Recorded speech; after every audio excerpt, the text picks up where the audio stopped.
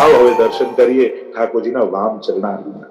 કારણ કે આપણે ત્યાં તો ચરણ સ્પર્શનો પ્રકાર પણ એ રીતના જ છે કે આપણે ડાબો જમણો ડાબો એ રીતે ચરણ સ્પર્શ કરતા હોઈએ અને એનો ભાવ અમે ઘણી વાર પ્રવચનમાં બતાવતા હોઈએ છીએ.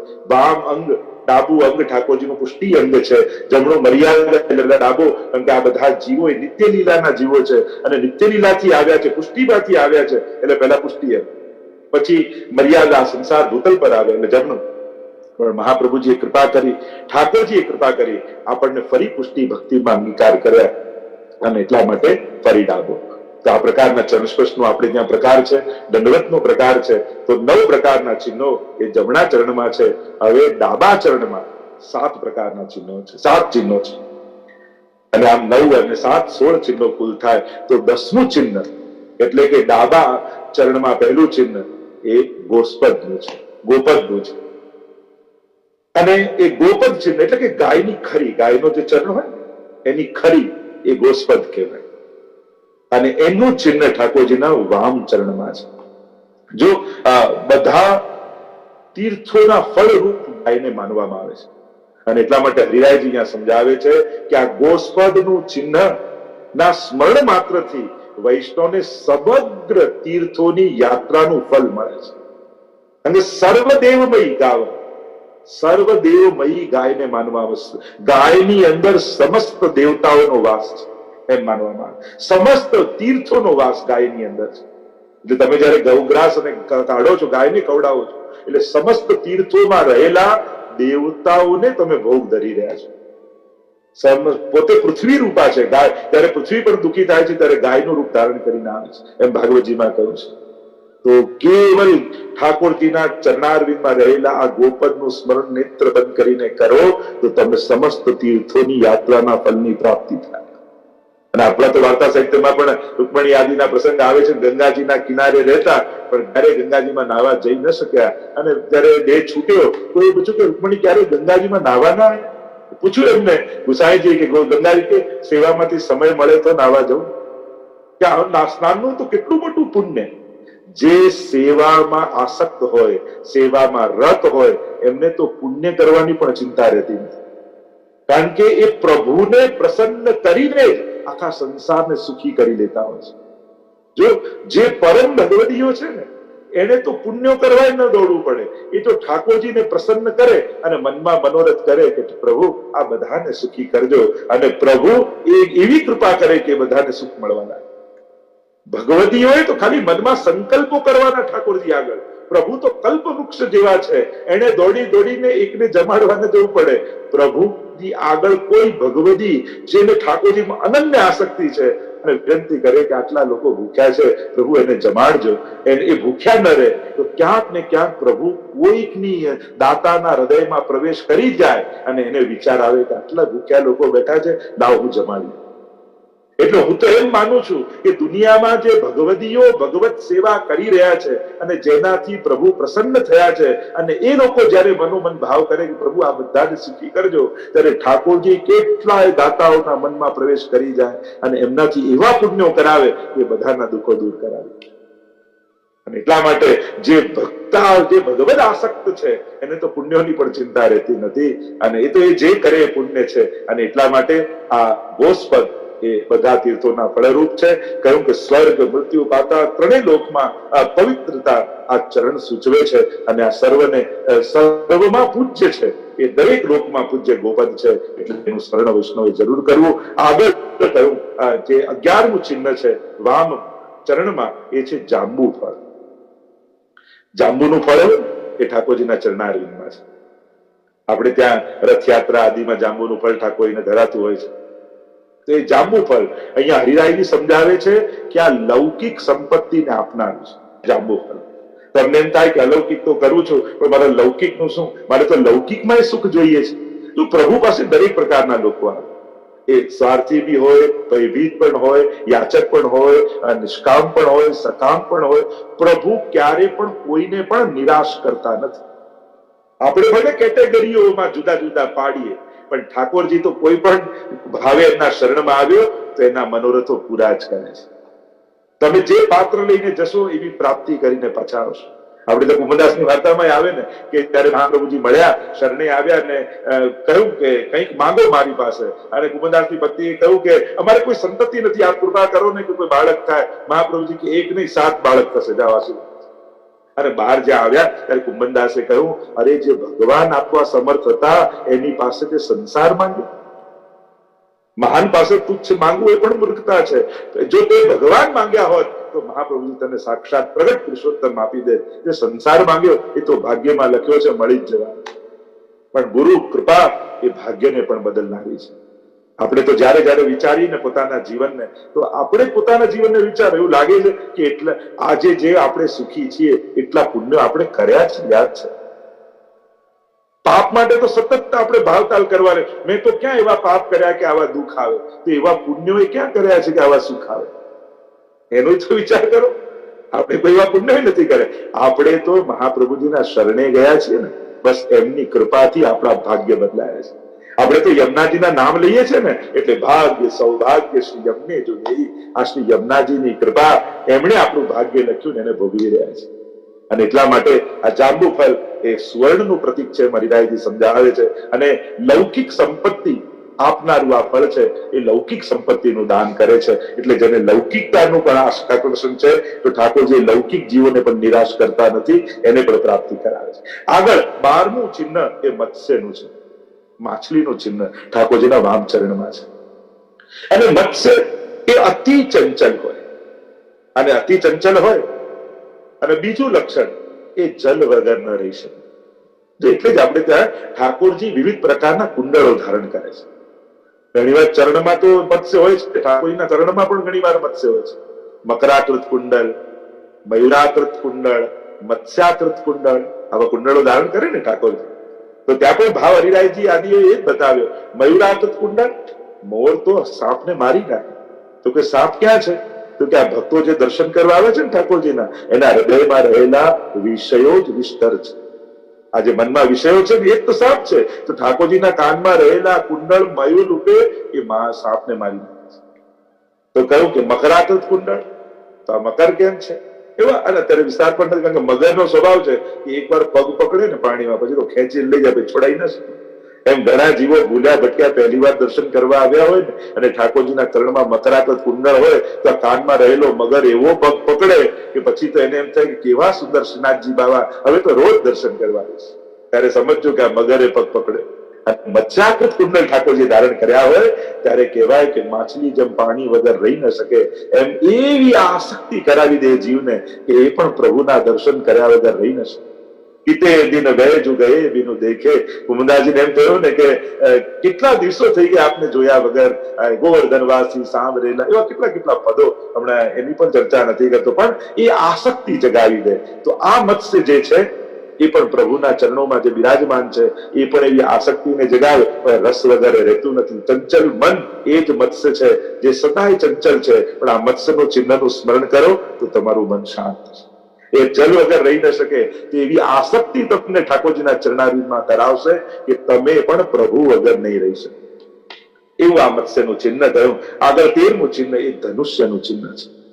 હરિરાયજી તો ટીકામાં સમજાવ્યું કે સત્વ, જે અનેક પ્રકારના ગુણો આપણે ત્યાં ગયા છે, નમ્ર હોય, વિવેકી હોય, યા અનેક પ્રકારના જે સ્વભાવગત ગુણો જે બતાવવામાં આવ્યા. કારણ કે જયારે બાણને છોડો છો, જેટલું ખેંચો એટલું આગળ જાય ધનુષ્ય, પણ એને ટાંકવા માટે પેલા ઝુકાવવું પડે, અને ઝુકાવીને ખેંચીને પછી ઊંચું કરવામાં આવે. તો ઝુકતા શીખવાડ્યા ધનુષ્યનું ચિહ્ન, પોતાના લક્ષ તરફ લઈ જતા શીખવાડે કે ધનુષ્ય જયારે છોડો છો ત્યારે પોતાના લક્ષ તરફ એ બાણને મોકલે છે.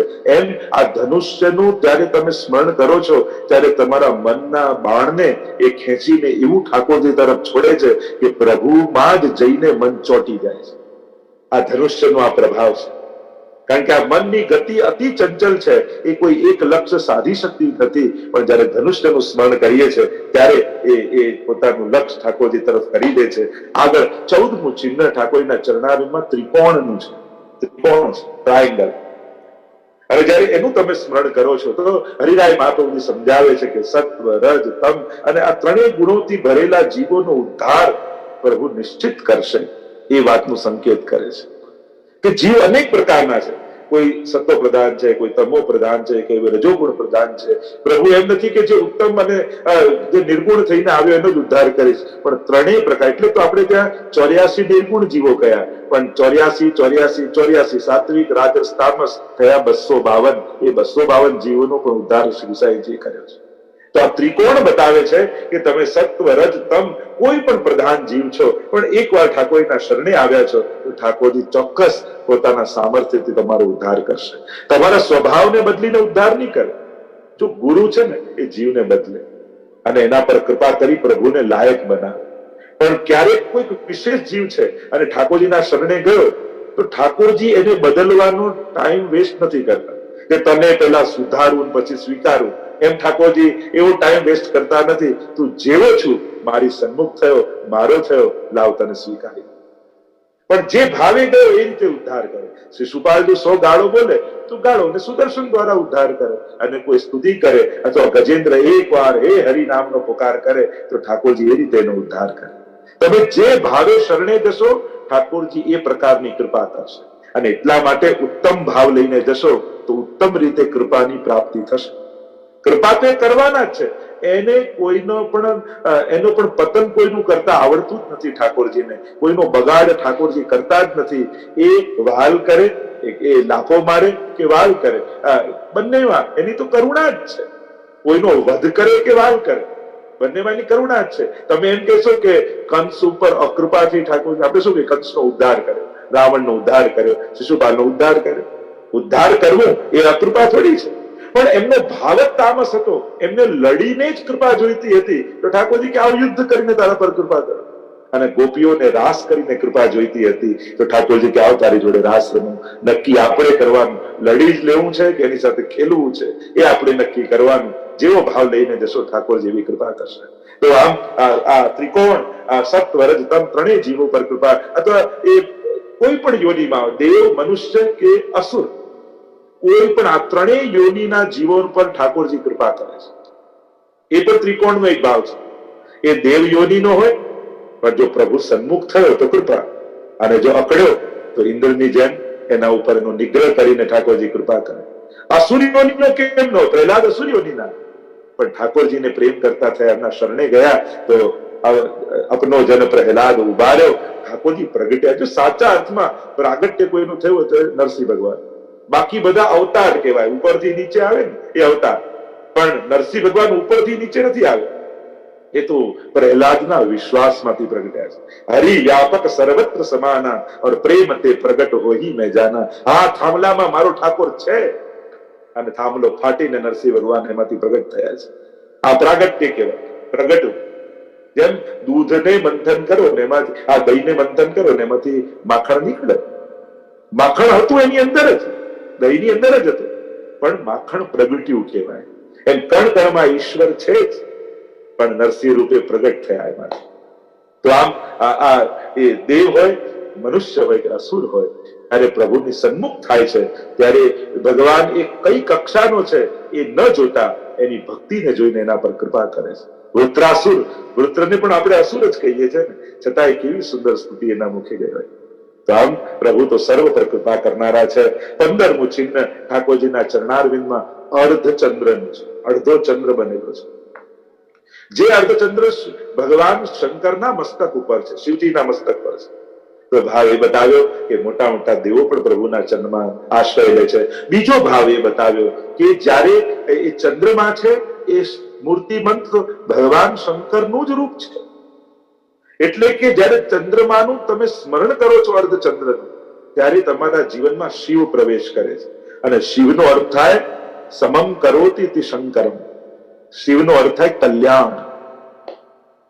શિવ સંકલ્પ વેદમાં શિવ સંકલ્પ સ્તોત્રો છે. શિવનો અર્થ થાય કલ્યાણ. એટલે કે આ ચંદ્રમાના સ્મરણ માત્રથી તમારા જીવનનું કલ્યાણ થશે. આ સમસ્ત અમંગલનો નાશ અને કલ્યાણમાં પ્રવેશ. અને 16મું ચિહ્ન ઠાકોરજીના ચરણારવિંદમાં એ આકાશનું ચિહ્ન છે. કારણ કે હરિરાયજી સમજાવે છે, કારણ કે આ આકાશ સર્વનો આધાર છે, અતિ સૂક્ષ્મ છે અને સર્વવ્યાપક છે. આકાશ સર્વનો આધાર, કારણ કે ચારે બાજુ આકાશની ભીતર જ આ બધું સમાયેલું છે, એમ ઠાકોરજી પણ સર્વના આધાર છે. એ વાત સમજમાં આવશે. આ આકાશનું સ્મરણ કરવા માત્રથી જે ચરણારવિંદમાં છે, પ્રભુ જ મારો આધાર છે, એ વાતનો ભાવ અને ભાન બંને થશે. એ અતિ સૂક્ષ્મ છે, મારે એને ગોતવાનું છે. એ તો કણકણમાં બિરાજમાન છે, મારે એનું દર્શન કરવાનું છે. અને ત્રીજો, એ સર્વનો સાર છે, સર્વવ્યાપી છે, બધે જ વ્યાપી. એનો ક્યાં અભાવ છે? મારો પ્રભુ પણ બધે છે. અને જયારે આકાશ તત્વનું ચિંતન કરો છો ત્યારે એની સર્વ વ્યાપકતાનું ભાન થાય છે. જો બેમાંથી એક વસ્તુ સમજી લેવી, કાં એના સર્વ સામર્થ્યનું ભાન કરી લેવું, કાં પોતાની અસમર્થતાનું જ્ઞાન કરી લેવું, આ બંનેમાંથી એક વસ્તુ પર થઈ જાય તો કામ થઈ જાય. એ પ્રભુ સર્વ સમર્થો હિ તતો નિશ્ચિતતા વ્રજેત. પ્રભુ સર્વ સમર્થ છે, આ ભાન થશે તો નિશ્ચિંતતા આપમેળે આવી જશે. જ્યારે જ્યારે પ્રભુને અસમર્થ માનીએ છે ને કે આ બધું થયું, પણ ઠાકોરજી થોડી કરી શકે, પ્રભુ થોડી કરશે. આ અસમર્થ પ્રભુને માનશો તો જીવનમાં ચિંતા પ્રવેશ કરશે. અને એટલા માટે પ્રભુ સર્વ સમર્થ છે અને જીવ બિલકુલ અસમર્થ છે, કાંઈ જ કરવા સમર્થ નથી. આ તો ઠાકોરજીનું આપેલું બળ છે, એની આંખનું આપેલું તેજ છે, એની વાણીનું બળ કે બોલી શકે, આ બધું જ પ્રભુનું આપેલું છે. આ વાતનું જ્ઞાન થશે તો 16મું ચિહ્ન એ આકાશ છે, અને આકાશનું સ્મરણ કરવા માત્રથી પ્રભુના આ મહાત્મ જ્ઞાન હૃદયમાં દ્રઢ થશે કે જે પ્રભુની હું સેવા કરું છું એ પ્રભુ છે કેવા? તો કે સર્વવ્યાપક, અતિ સૂક્ષ્મ અને સર્વના આધારરૂપ છે. અને એટલા માટે એક બડો આધાર કલી મેં, એક બડો આધાર મારા માટે તો મારા આધારરૂપ એ ઠાકોરજીના ચરણારવિંદ છે. અને જેને આ ચરણારવિંદના 16 ચિહ્નોનું સ્મરણ કર્યું છે, એના સર્વ મનોરથો ઠાકોરજી પૂર્ણ કરે છે. અને એટલા માટે જ્યારે જ્યારે પણ ચરણારવિંદનું સ્મરણ કરવાનું કહેવામાં આવે ત્યારે આ 16 ચિહ્નોનું સ્મરણ કરજો, તો આ 16 ફળ તમારા જીવનમાં પ્રવેશ કરશે. અને ખરેખર હું તો કહું છું, એકવાર પ્રયોગ કરી જુઓ. સતત 1 મહિના સુધી રોજ સવારે અથવા સાંજના ઠાકોરજીના ચરણોના ચિહ્નોનું સ્મરણ કરી જુઓ. જો તમારા જીવનમાં કોઈ બહુ મોટું સંકટ હશે, બીમારી હશે, તમારી કોઈ ઈચ્છા પૂરી નહીં થતી હોય, યા તમે જે કરવા ઈચ્છતા હો એ નહીં થતું હોય, યા અલૌકિક રૂપે તમારા મનોરથો કોઈ હશે, તો એક નિશ્ચિત હું ખાતરી આપું છું, 1 મહિના જો સ્મરણ કરશો તો આ ચરણ ચિહ્નોનો પ્રભાવ એવો છે કે ઠાકોરજી તમારા સકલ મનોરથોને સિદ્ધ કરશે. ખાલી નક્કી તમારે કરવાનું કે મનોરથો કેવા કરો છો. લૌકિક કરશો તો લૌકિક મળશે, અલૌકિક કરશો તો અલૌકિક મળશે, હીન કરશો તો હીન મળશે, ઉત્તમ કરશો તો ઉત્તમ મળશે. નક્કી તમારે કરવાનું, ઉત્તમતાને પામવું છે કે હીનતા તરફ ગતિ કરવી છે. ઠાકોરજી અવસર આપે તો ક્યારે પણ નબળું પસંદ ન કરતા. નબળું બહુ સહેલાઈથી મળી જશે, સંબંધો બગાડવા બહુ સહેલા જ છે. જો હંમેશા નબળું કરવું જીવનમાં બહુ સહેલું છે. ક્રોધ કરી દેવું બહુ નબળી વસ્તુ છે, ક્રોધ બહુ સહેલું છે. લોભ કરવું બહુ નબળી વસ્તુ, બહુ સહેલું છે. કોઈની જોડે બગાડી દેવું બહુ સહેલું છે, પણ ઘૂંટડો પી જવો અઘરું છે. એટલે હંમેશા પોતાની જાતને ઉત્તમ પાત્ર બનાવીને રાખજો, તો ઉત્તમતાનું દાન ઠાકોરજી કરશે. પણ આ દેહ રૂપી, આ જીવન રૂપી પાત્ર જ નબળું હશે ને, તો ઠાકોરજીને વિચાર થશે કે આ મારી કૃપાનો હીરો આવા તાંબામાં શોભે નહીં, એ તો સોનામાં મળીએ તો જ સારો લાગે. અને એટલા માટે પોતાના જીવનને ઉત્તમ સ્વર્ણ જેવું બનાવશો તો ઠાકોરજી પણ પોતાની કૃપાનો હીરો ચોક્કસ એમાં જળશે.